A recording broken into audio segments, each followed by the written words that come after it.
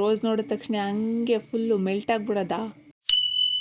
Road to silver play button day 5ಗೆ ಸ್ವಾಗತ ಸುಸ್ವಾಗತ. ಇವತ್ತು ಬೆಳಗ್ಗೆ ಬೇಗ ಎದ್ದು ವಾಕಿಂಗ್ ಹೋಗಿದ್ದೆ. ಈ ಗುಡ್ ಮಾರ್ನಿಂಗ್ ಅನ್ನೋದೊಂದು ವಿಡಿಯೋ ಕ್ಲಿಪ್ ಮಾಡೋಕ್ಕೆ ಎಷ್ಟು ಸರ್ಕಸ್ ಮಾಡಿದ್ದೀನಿ ಗೊತ್ತಾ. ಆ ಕಡೆ ಈ ಕಡೆ ನೋಡೋದು ಯಾರಾದರೂ ಬಂದ್ಬಿಡ್ತಾರಾ ಅಂತ.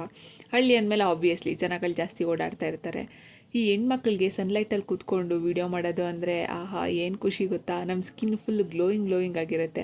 ವಾಕಿಂಗ್ ಎಲ್ಲ ಮುಗಿಸ್ಕೊಂಡು ಮನೆಗೆ ಬಂದು ನಮ್ಮ ಅಣ್ಣನ ಮಗನಿಗೆ ಅವ್ರ ಸ್ಕೂಲಲ್ಲಿ ಹೇಳಿದ್ರಂತೆ ಗಿಡ ನೆಟ್ಟಿ ಅದಕ್ಕೆ ನೀರು ಹಾಕಿ ಫೋಟೋ ತೆಗೆದು ಕಳಿಸ್ಬೇಕು ಅಂತ. ಒಂಥರ ಒಳ್ಳೆ ಕಾನ್ಸೆಪ್ಟ್ ಅಂತ ಅನ್ನಿಸ್ತು.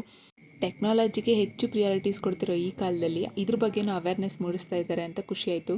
ಅಲ್ಲಿಂದ ಅಡುಗೆ ಮನೆಗೆ ಬಂದೆ. ನಮ್ಮ ಅಮ್ಮನ ರಿಯಾಕ್ಷನ್ ನೋಡಿ. ಯಾಕೆ ಅಂತ ಗೊತ್ತಾ, ಅಡುಗೆ ಮನೆಗೆ ಬಂದ ತಕ್ಷಣ ಕ್ಯಾಮ್ರಾ ಸ್ಟ್ಯಾಂಡ್ ತಗೊಬಂದು ಇಟ್ಟೆ. ಅದಕ್ಕೆ ಮನೇಲಿ ಹಂಗೆ 3 ರೋಸ್ ಇದ್ವು. ಕೊಡೋಕೆ ಹೋದರೆ ನಮ್ಮ ಅಮ್ಮನ ರಿಯಾಕ್ಷನ್ ನೋಡಿ. ಫಸ್ಟು ಸಿಟ್ಟಲ್ಲಿ ಲುಕ್ ಕೊಟ್ಬಿಟ್ಟು ರೋಸ್ ನೋಡಿದ ತಕ್ಷಣ ಹಂಗೆ ಫುಲ್ಲು ಮೆಲ್ಟ್ ಆಗಿಬಿಡೋದ.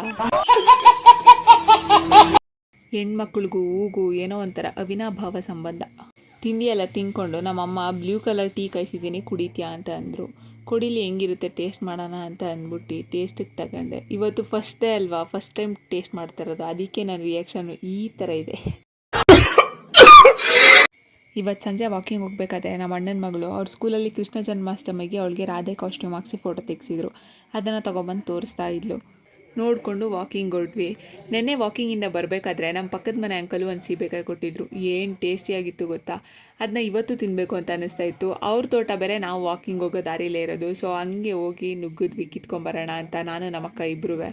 ಆದರೆ ಕಹಾನಿ ಮೇ ಟ್ವಿಸ್ಟ್ ಏನು ಗೊತ್ತಾ, ಅವ ಅಂಕಲ್ಲು ಅಲ್ಲೇ ಇದ್ದರು. ಸೊ ಅವ್ರ ಹತ್ರನೇ ಒಂದಷ್ಟು ಸೀಬೆಕಾಯಿನ ಕೀಳಿಸ್ಕೊಂಡು ಮತ್ತೆ ಮನೆಗೆ ಬಂದ್ವಿ.